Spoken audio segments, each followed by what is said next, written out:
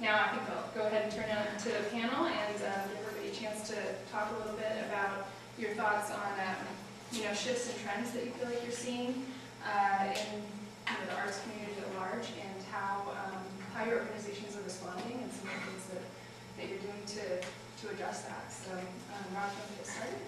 Sure. Hey, thanks for spending your afternoon here listening to us. It's nice to meet everyone. Shifts and trends in the Seattle market. Well, it's too numerous to really sort of go into every one. I'll pick one.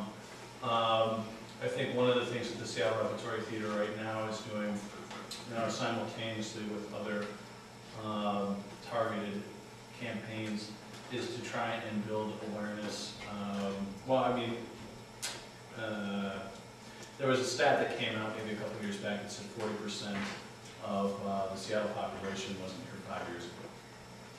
So that's a very real obstacle in terms of trying to create a message that instills the importance and the relevance of an institution such as Seattle Rep. But for those of you out there that are administrators, just the art in general that exists in the community. How do you get to those people that are transplants? When did that start from? That was in Seattle Magazine. I think it was roughly 3-4 years ago.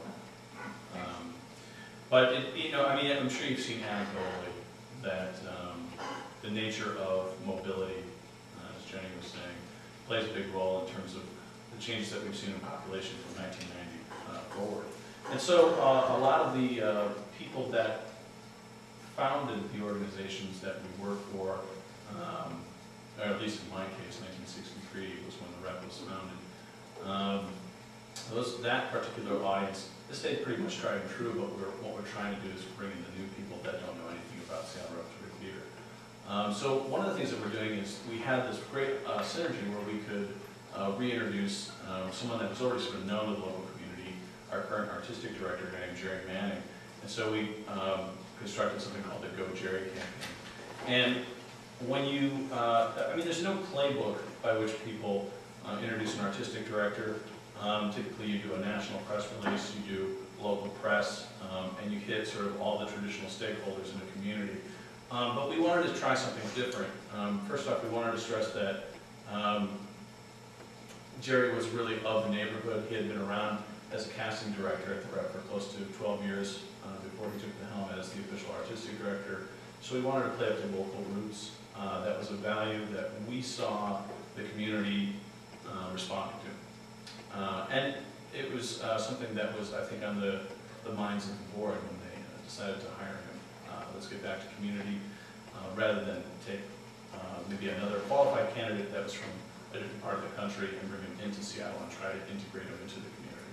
So in order to do that, we created this sort of fun cartoon character. So any of you guys that have actually gone to our website may have seen a caricature of Jerry that looks like a New Yorker cartoon. We're playing off on the fact that we understand our audience has a certain level of literacy. We assume they have a sense of humor.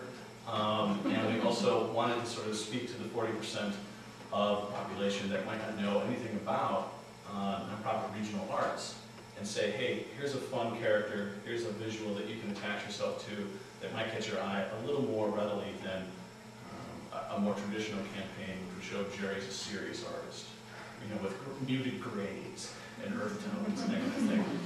Which is great if you're, doing an on-the-boards kind of presentation, but I think it's not as inviting if you don't know anything about the organization. So that's one of the audiences, one of the trends that we're constantly thinking about in terms of our communication. And if you get a chance, go to seattlerep.org/GoJerry, and we've got an entire animated microsite, and you can press buttons and make him talk, and he walks around parks and he talks about how he enjoys Seattle and what he likes to do in Seattle. And it makes him a very comforting, sort of approachable character. And I think that in and of itself reflects his personality as a person. And I think it makes him more approachable as an artistic leader, so people can actually get more invested with the organization.